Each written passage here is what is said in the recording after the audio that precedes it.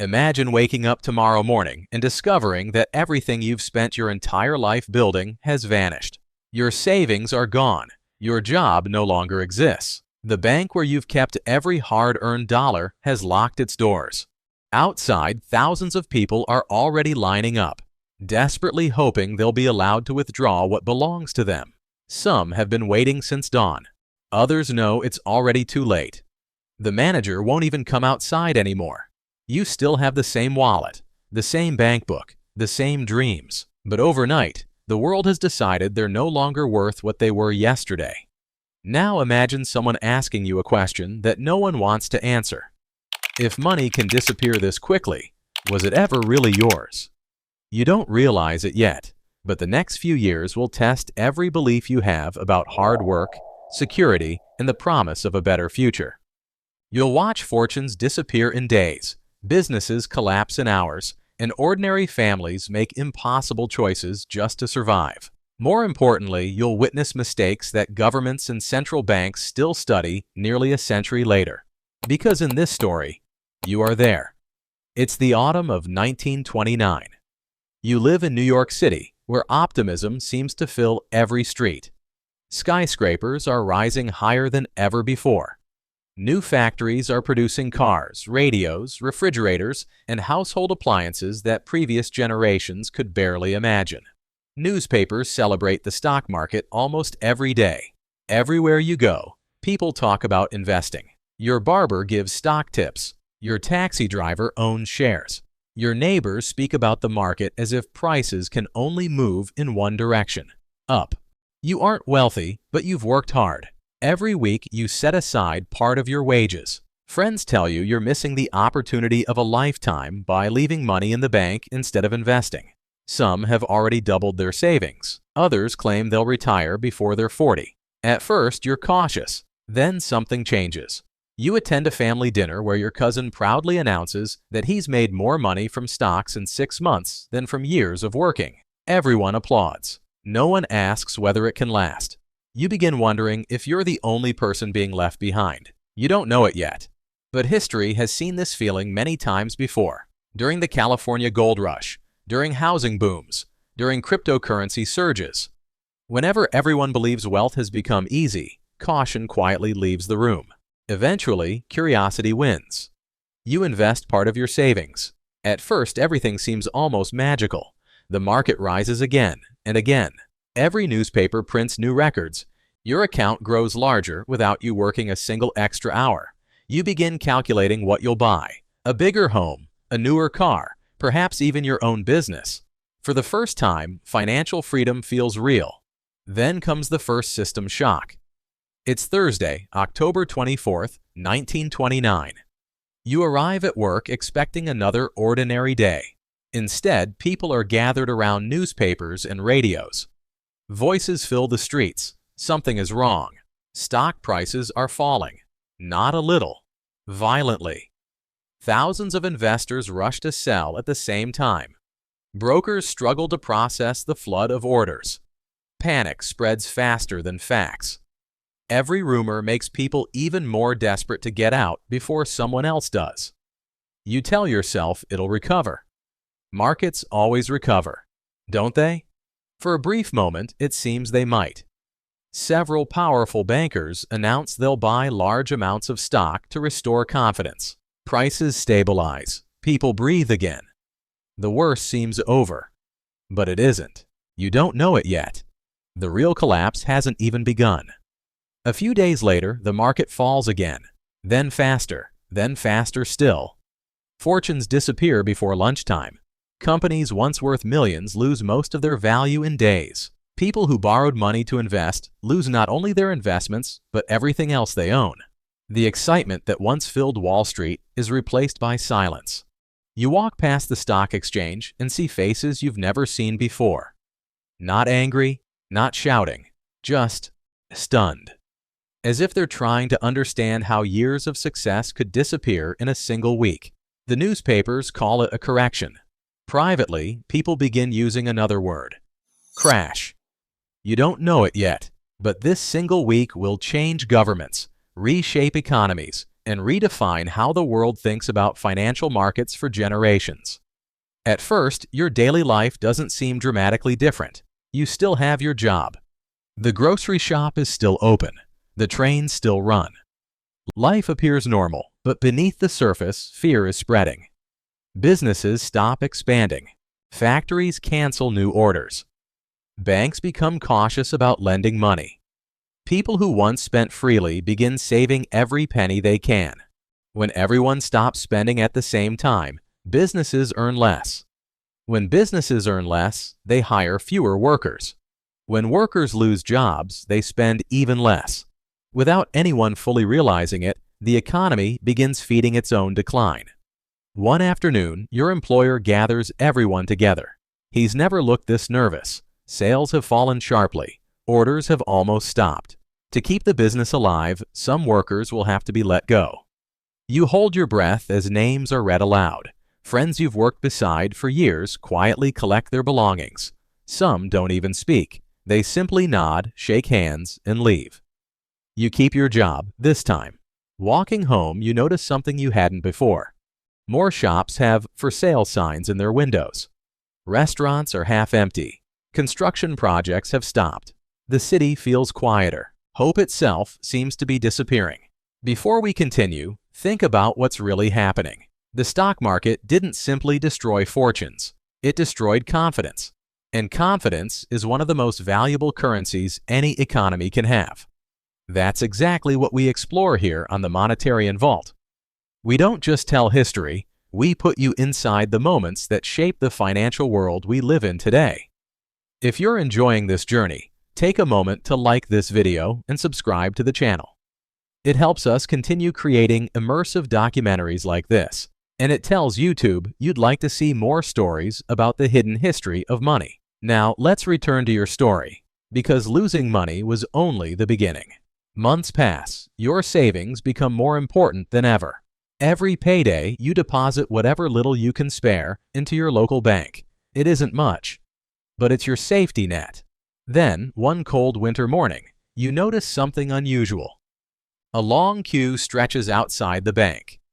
People aren't depositing money. They're trying to take it out. Rumors spread through the crowd. Someone whispers that another bank across town closed yesterday. Another insists this bank doesn't have enough cash for everyone. The line grows longer by the minute. You look up at the building you've trusted for years. For the first time, you wonder whether your money is actually waiting for you inside. You don't know it yet, but what happens next will permanently change the relationship between ordinary people and banks, and it will lead governments to create protections that millions of people still rely on today. You join the queue without saying a word. No one is shouting. No one is pushing. The silence is somehow more frightening than panic. People clutch their bank books as if holding on to the last proof that their savings still exist. An elderly couple stands a few places ahead of you. You overhear them whispering that they've spent 40 years saving for retirement. Behind you, a young father keeps glancing back towards his children waiting in a wagon across the street. Every person in the line is thinking the same thing. I just want what's mine. The doors finally open. The line inches forward. Customers enter one by one. Some leave holding cash. Others leave with tears in their eyes. Then, just as you're nearing the entrance, the manager steps outside. His face is pale. He removes his hat and quietly announces that the bank has suspended operations. There isn't enough money left. The crowd freezes. For several long seconds, nobody moves. Your savings haven't disappeared because you spent them. They've disappeared because you can no longer reach them. You don't know it yet, but scenes like this are unfolding across America. Thousands of banks will eventually fail, wiping out the life savings of millions of ordinary families. It will become one of the biggest reasons governments later create deposit insurance, so future generations won't have to experience what you're experiencing now. With your savings trapped, every decision becomes harder. You stop buying new clothes. You repair old shoes instead of replacing them. Dinner portions become smaller. You tell yourself it's temporary. Next month will be better. Then your employer calls another meeting. Business hasn't recovered. This time, your name is on the list. The walk home feels longer than ever before. How do you explain to your family that you no longer have work? How do you tell them the money in the bank isn't available either? You begin searching for another job the very next morning. So does everyone else. Factories that once hired hundreds now receive thousands of applications for a single position. You stand in lines for hours, only to hear the same words over and over again. We're not hiring. Weeks become months. The savings you managed to keep at home slowly disappear. You sell furniture, then your watch, then anything else that might bring in a few dollars. Around you, neighbors begin doing the same. Entire families quietly trade prized possessions just to buy food for another week. Then comes the third system shock. One evening, your neighbor knocks on your door. He owns a small grocery shop, or at least he used to. Tomorrow, he's closing it for good, not because he wants to, because too many customers can no longer afford to buy groceries. The people who once supported his business have lost their jobs. Now he's losing his. For the first time, you truly understand what's happening. This isn't just one person's hardship, it's everyone's. When one worker loses a job, one business loses a customer. When that business closes, even more workers lose their jobs. The cycle repeats itself again and again. You don't know it yet, but economists will spend decades studying this downward spiral, trying to understand how fear alone can deepen an economic crisis. Spring arrives, but hope doesn't. Soup kitchens appear across the city. Long queues form outside churches and charities before sunrise. At first, you're embarrassed to join them. You tell yourself someone else needs the food more than you do. Then your children skip dinner so you can eat. The next morning, you quietly take your place in line. Looking around, you recognize faces you never expected to see. Teachers, carpenters, shop owners, accountants, people who worked hard their entire lives. The depression doesn't ask whether you were responsible. It simply arrives. Yet even in the darkest moments, something remarkable begins happening. Neighbors share what little they have. Families cook together.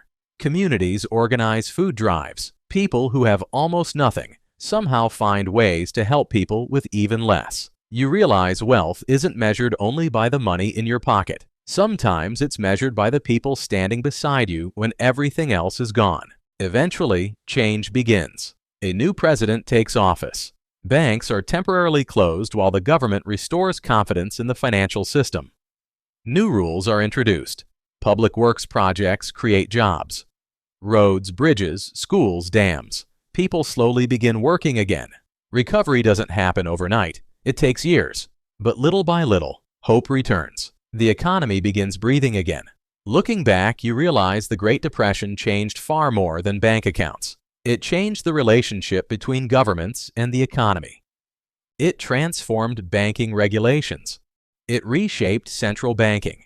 It inspired financial safety nets that millions of people still depend on today. The decisions made during those difficult years continue to influence how governments respond to recessions, financial crises, and bank failures nearly a century later. You don't know it yet, but every time you hear news about governments rescuing banks, protecting deposits, or stimulating the economy during a recession, you're seeing lessons learned from this very moment in history. The Great Depression leaves you with one final lesson. Money is important. Markets are important. Banks are important. But confidence is what holds everything together. When people believe tomorrow will be better, they invest, hire, spend, and build.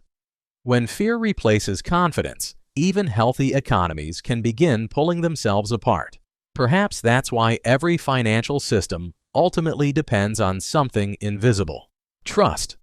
Not trust that prices will always rise. Not trust that markets never fail, but trust that societies can learn, adapt, and rebuild after failure. History proves they can. The Depression eventually ends. Businesses reopen. Children grow into adults. New generations inherit stronger financial systems built upon the painful lessons of those who came before them. But history has a habit of repeating familiar patterns. Long before banks and stock markets existed, another civilization faced a different kind of monetary crisis. Its people watched their coins slowly lose value, not because the metal disappeared, but but because those in power quietly changed what the coins were made of. The empire believed no one would notice. They were wrong. In the next episode, you'll travel nearly 2,000 years into the past and become an ordinary Roman citizen watching your silver coins slowly become worthless. You'll witness one of history's earliest inflation crises and discover how a decision made by emperors still teaches valuable lessons about money today. POV. You're a Roman citizen, watching your coins become worthless. Click on the next video and continue your journey through the hidden history of money here on the Monetarian Vault. Because every financial crisis leaves behind more than hardship. It leaves behind lessons that shape every generation that follows.